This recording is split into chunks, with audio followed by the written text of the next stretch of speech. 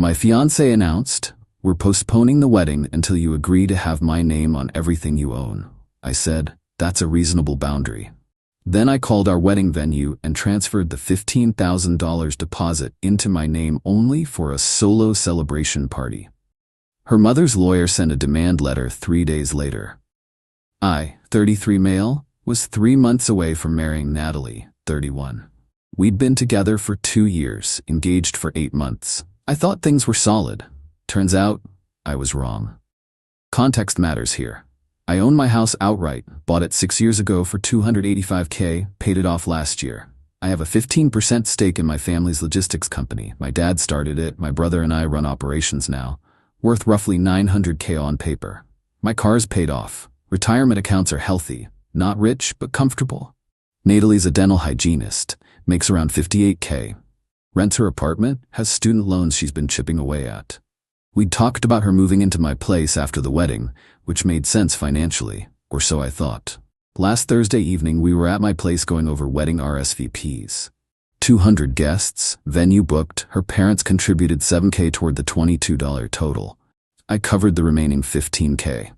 Deposits locked in everywhere. She set down her wine glass and hit me with it. "Ian, I've been thinking, I need my name on the house before the wedding." I looked up from the spreadsheet. "What? The house? And the car? And your stake in the company? Everything should be in both our names. It's only fair if we're getting married." I blinked. "Natalie, we haven't even gotten married yet." "Why would I?" "Because marriage is about partnership, sharing everything. If you really loved me, you'd want me to feel secure. You'll feel secure after we're married. We can discuss things then, friend, but I'm not putting your name on assets I earned before." "Before what? Before me? So I'm just supposed to move into your house, drive around in your car, live off your money with no legal protection?" "You'd have legal protection. It's called marriage. Community property laws, not good enough, Ian." Her voice went cold. "I won't be some second-class citizen in my own marriage.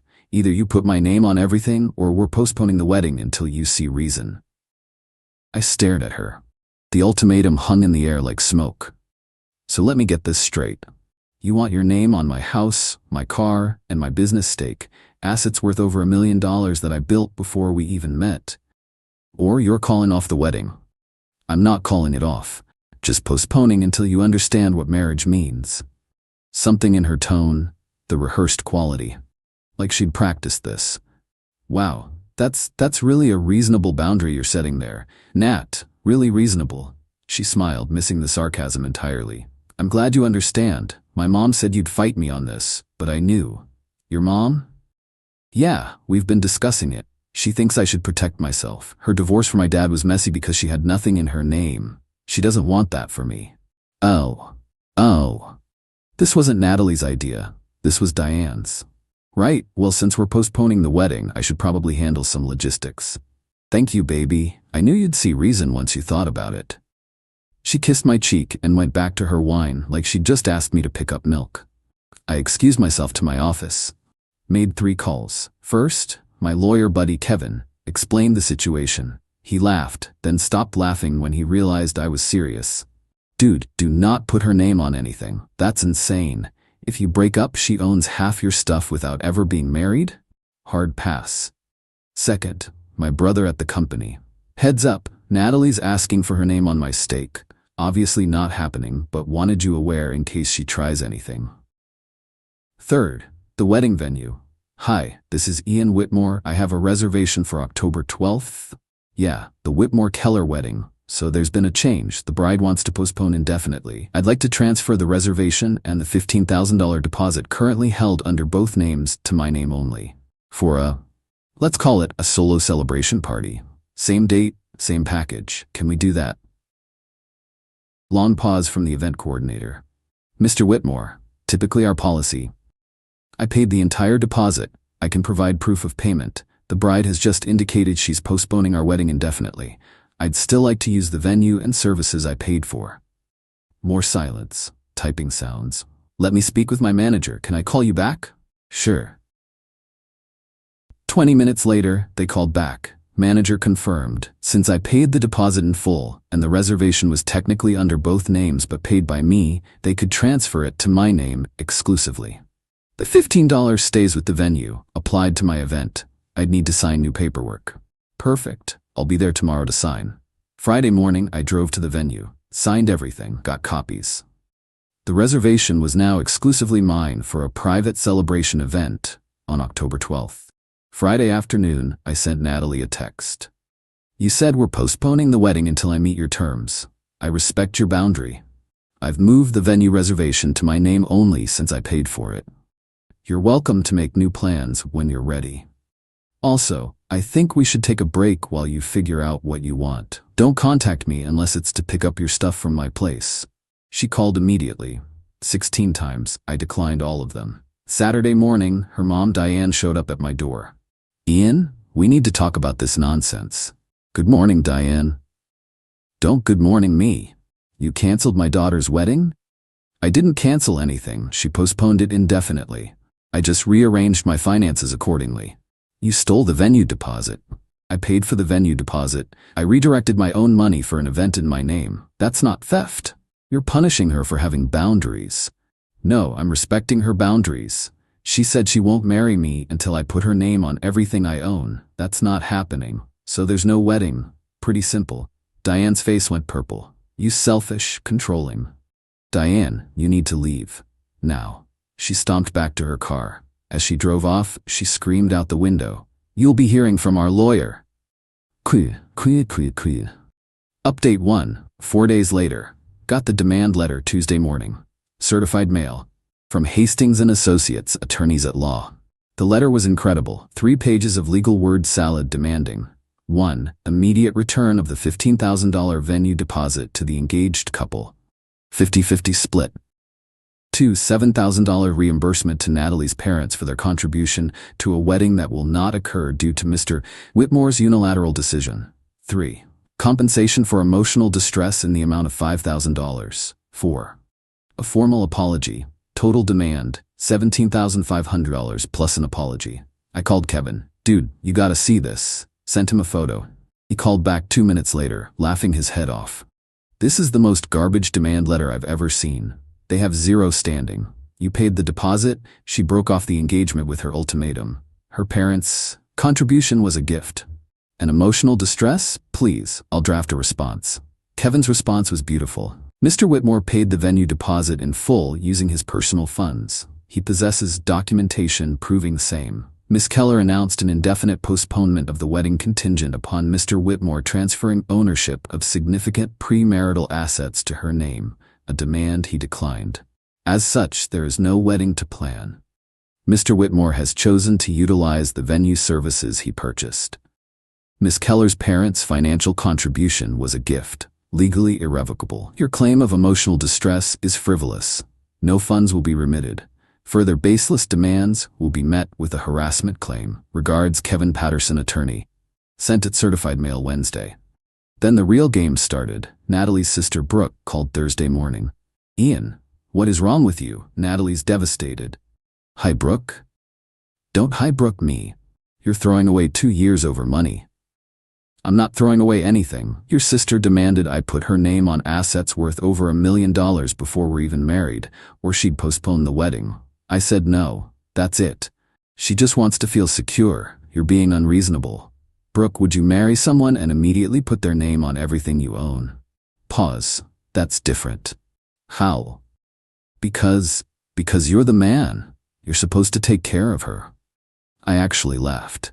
Taking care of someone doesn't mean handing them ownership of everything you've built. That's not marriage. That's a robbery with a ceremony. You're disgusting. Click.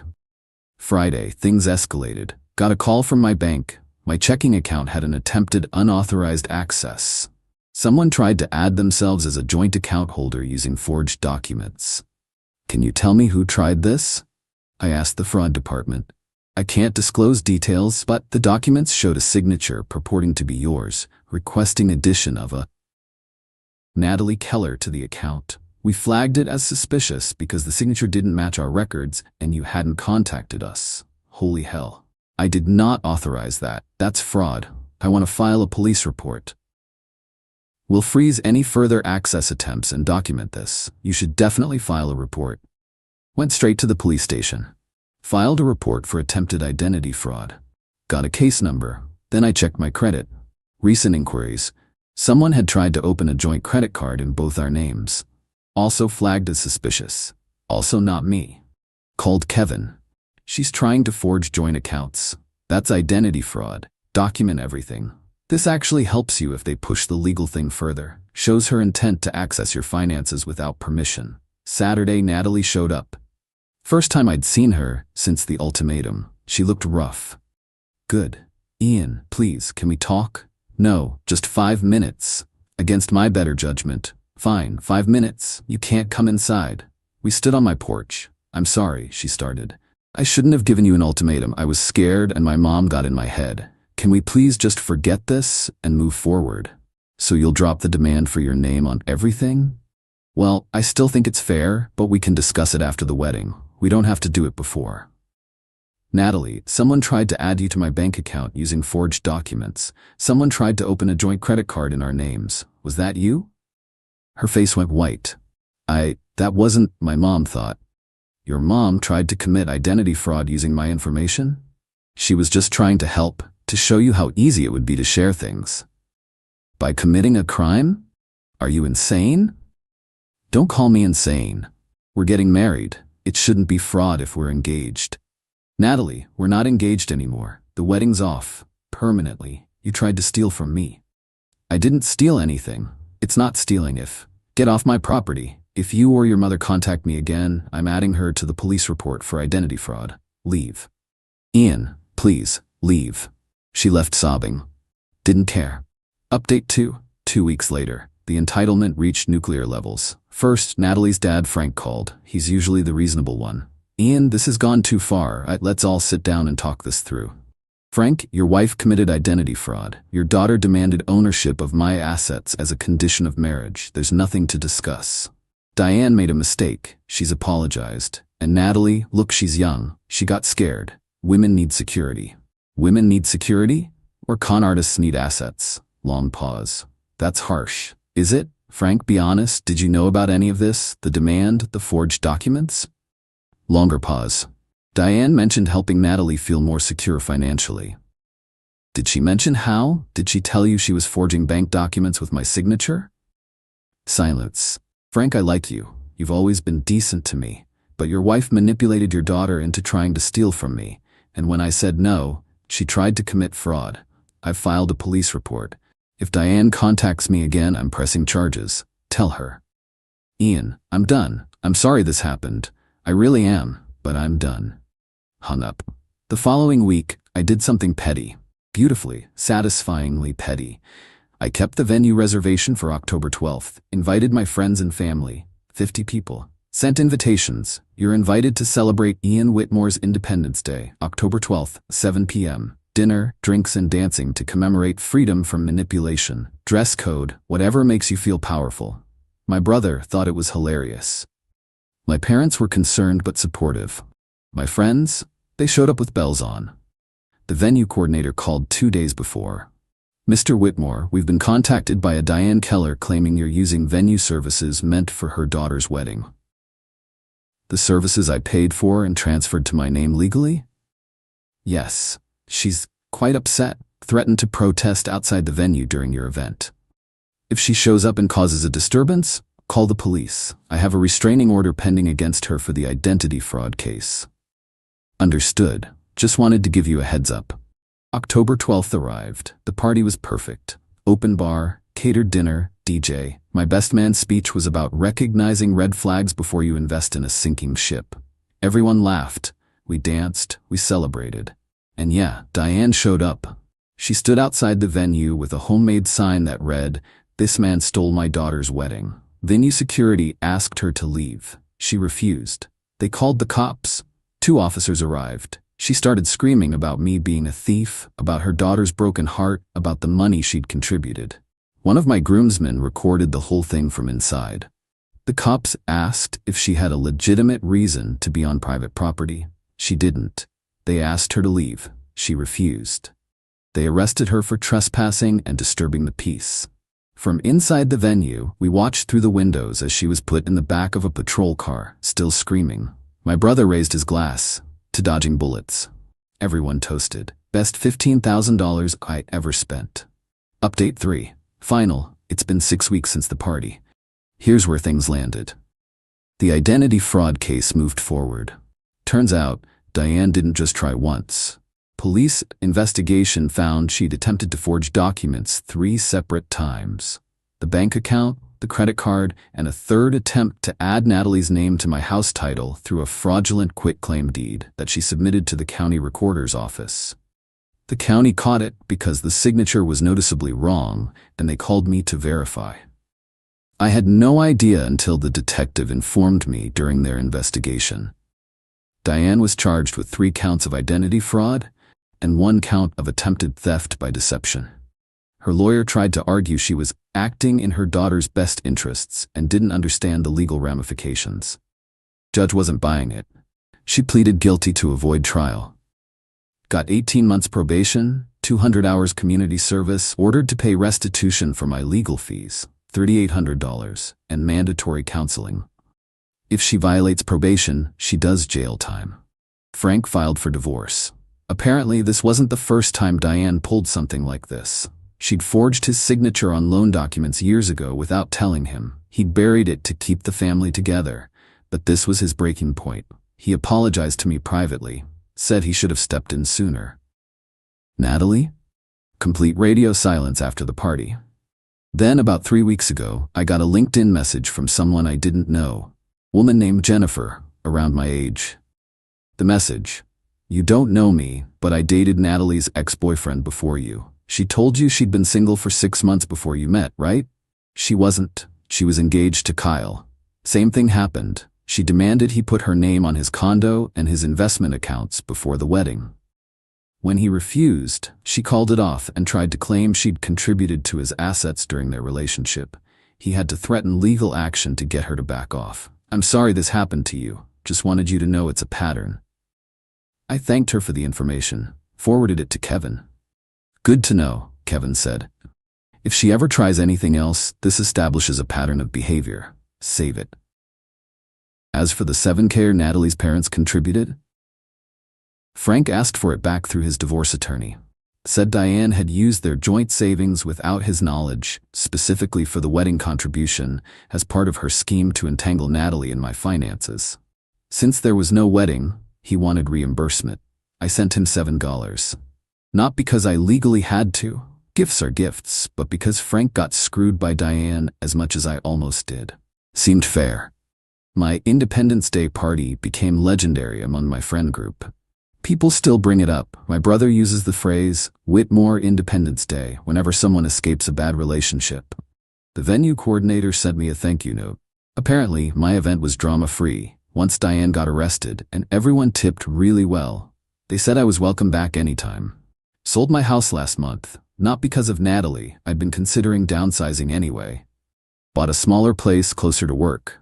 Fresh start. Dating? Not yet. Trust issues are real. My therapist says I'm handling things well but need time to process the betrayal. She's right. The weirdest part? I don't regret any of it. Not the party, not the police report, not the financial boundaries I held. Could I have handled things differently? Maybe. Could I have just given in to keep the peace? Sure. But here's what I learned. When someone shows you they value your assets more than your partnership, believe them. When someone's willing to commit fraud to access your finances, you don't compromise with them. You protect yourself and run. The entitlement was staggering.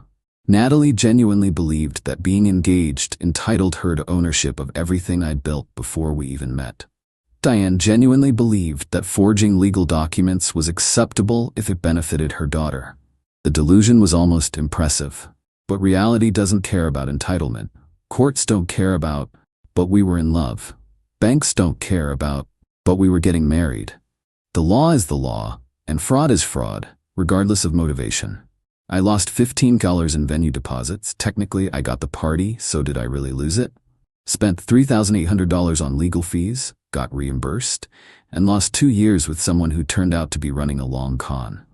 But I kept my house, kept my business stake, kept my financial security, kept my dignity. Natalie kept nothing except a reputation as someone who demands her fiancé's assets before marriage. Diane kept a criminal record and a divorce. Frank kept his self-respect by finally standing up to his wife. The revenge wasn't elaborate, it was just boundaries. Hard, immovable boundaries enforced by law and common sense. Sometimes the best revenge is just refusing to be a victim. And throwing a really good party with the money they thought they were entitled to? That's just a bonus.